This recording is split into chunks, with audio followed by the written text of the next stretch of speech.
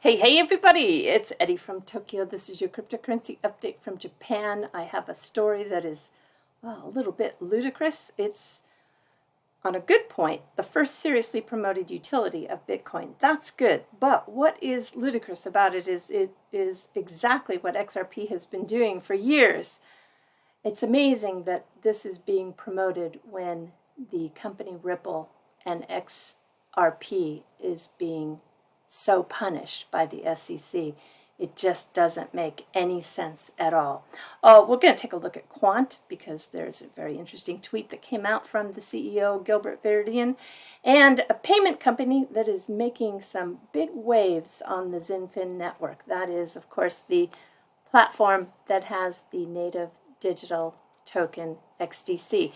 The company is really making some moves.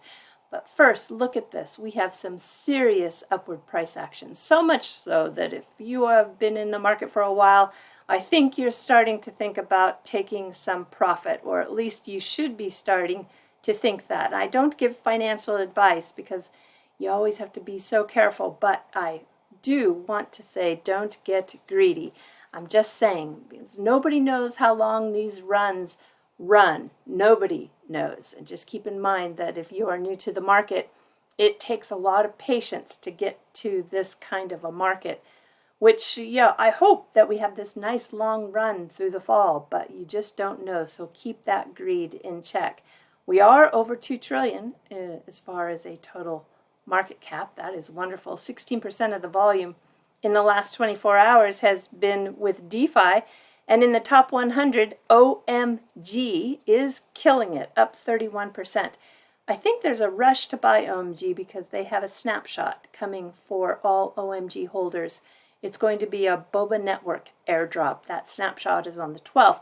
Very similar to how we saw a run-up on XRP right before the Flare Spark token snapshot. So I think the same thing is going on there.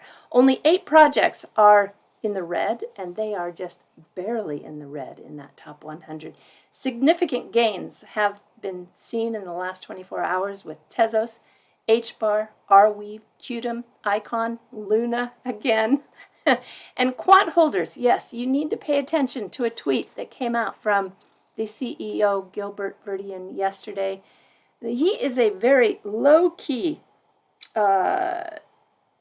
CEO, meaning he doesn't do a lot of hype. He doesn't tweet all the time, just a few times, not even a month, a few times a quarter.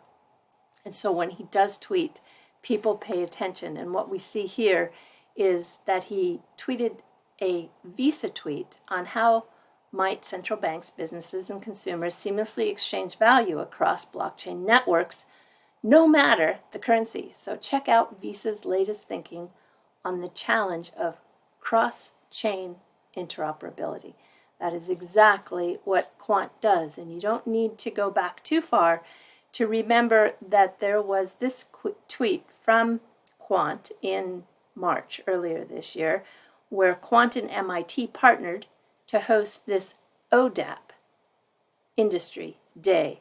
This is where they focused on that interoperability across different networks, which is what Quant beautifully does. It overlays on top of those cross-chain platforms and creates this harmony of use. So the fact that that tweet came out from Gilbert Verdian is very important.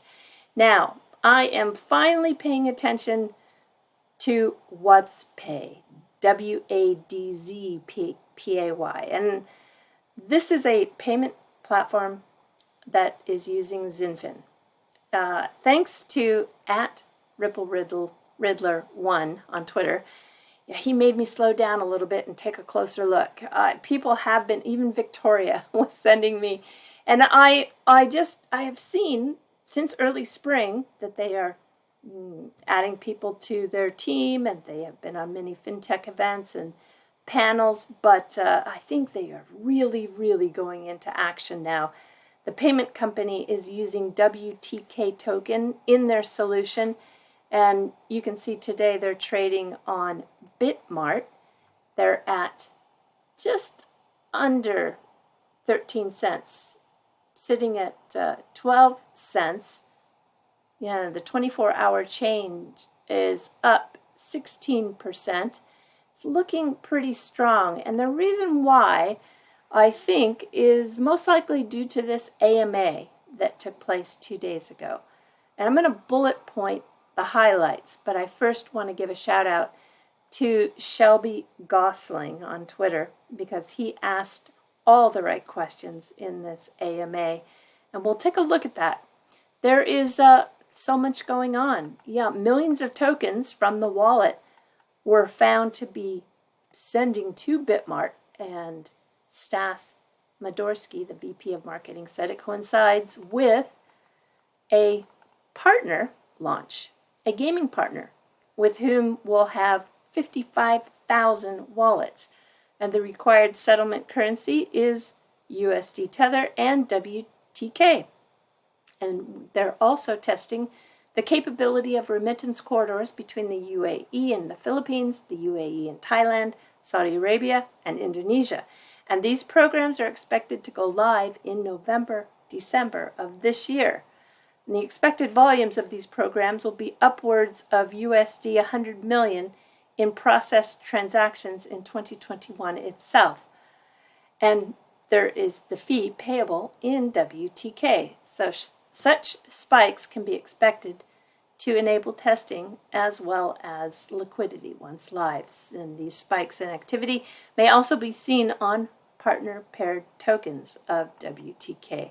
Quite interesting. So what is the goal of the partnerships with XinFin and MasterCard, he was asked. Well, that's a kind of love-hate relationship question about partnerships, because he's got to be really careful to what he says. But he did go on to say that, as announced, that they are working on the Fields Merchant Payments Transaction Settlements. It's a buy now, pay later. It's really, really popular globally.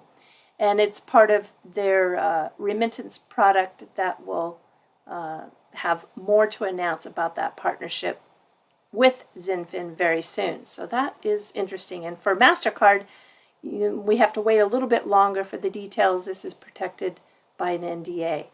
And they have other unannounced partnerships too that he can't share, but one of which includes a gaming company, which we already are live with. I guess if you have good detective skills, you might be able to find that. And then there will be a really major announcement coming in the next month, as we will bring news from Dubai and Canada. Wow.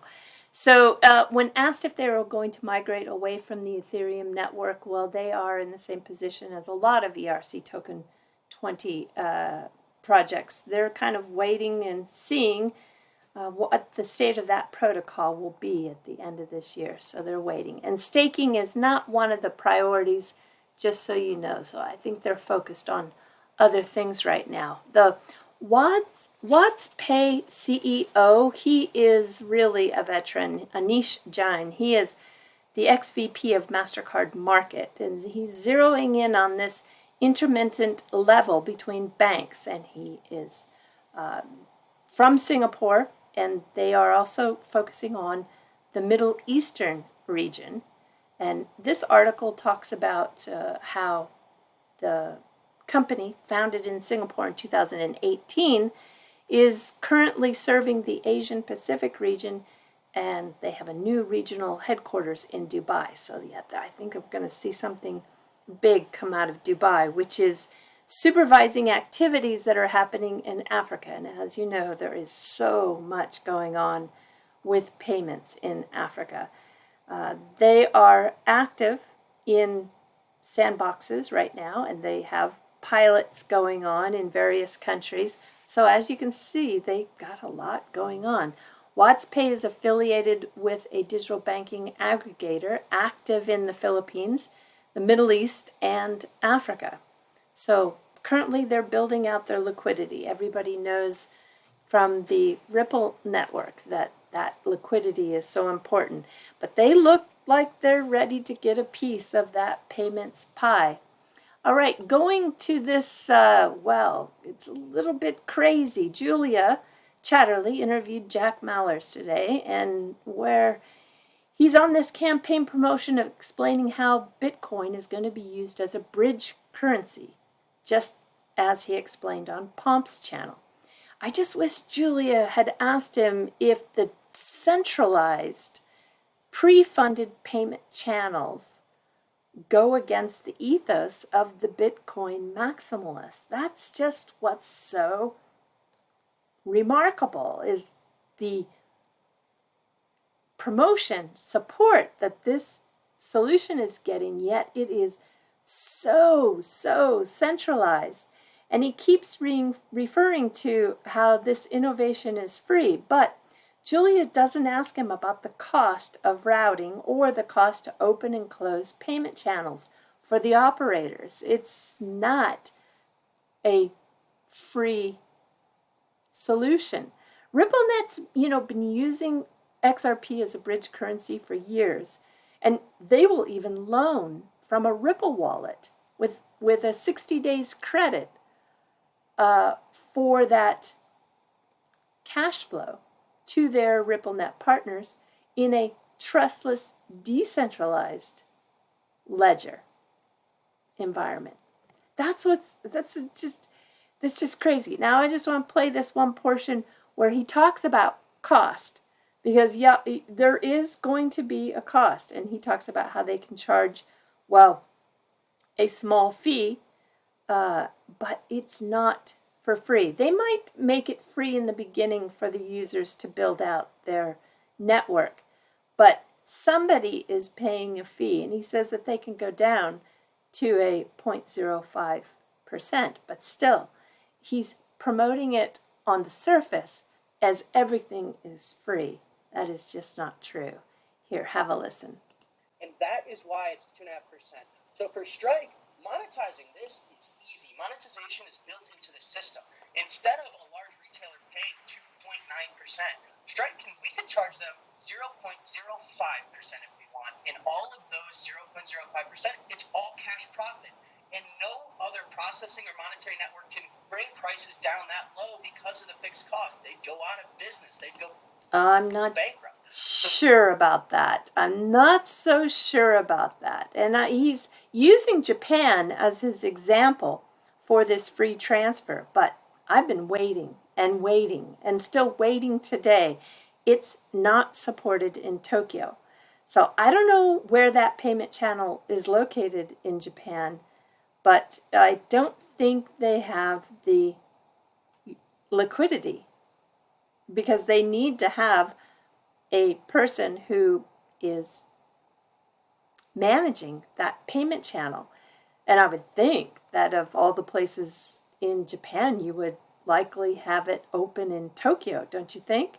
But what just blows my mind is that this is a layer 2 solution. Layer 2 is not nearly as secure, and that's not me talking. That is actually coming from a Bitcoin developer that works with MIT, and I've covered that before. And being fully centralized, I just can't figure it. I just can't figure it out. And the fact that XRP and Ripple are being attacked by the SEC, but yet they let Bitcoin have this centralized solution and do exactly what XRP does, function as a bridge currency, and they're allowed to just go. I just don't know what to say. It just blows my mind. And I'll show you something else that blows my mind that's pretty fun, actually. This is Tatsuya Tanaka. Yeah, he's the guy I often show. He takes the regular, everyday items in our lives and then creates little scenes that are so creative. I just wanted to share with you a couple of crazy ones that he recently added in the last week or two. This doesn't take much to explain what you're looking at here, but how about a little basketball on top of a mask? And then look at this. This one is really great. We've got the airplane flying above the eyeshadow, which of course is made to represent some sort of planting of agriculture down below as it crosses over the landscape.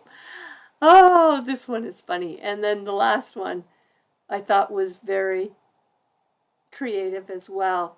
If you look closely, all of these are remote controls. Even the boat here it's made up of remote controls with the little people. They bow, taking in the view. And the tower here is a microphone. 2 microphones. Oh gosh. After that Jack Mahler story, I really need a laugh. All right, everybody, do take care. Sayonara for now. Bye-bye.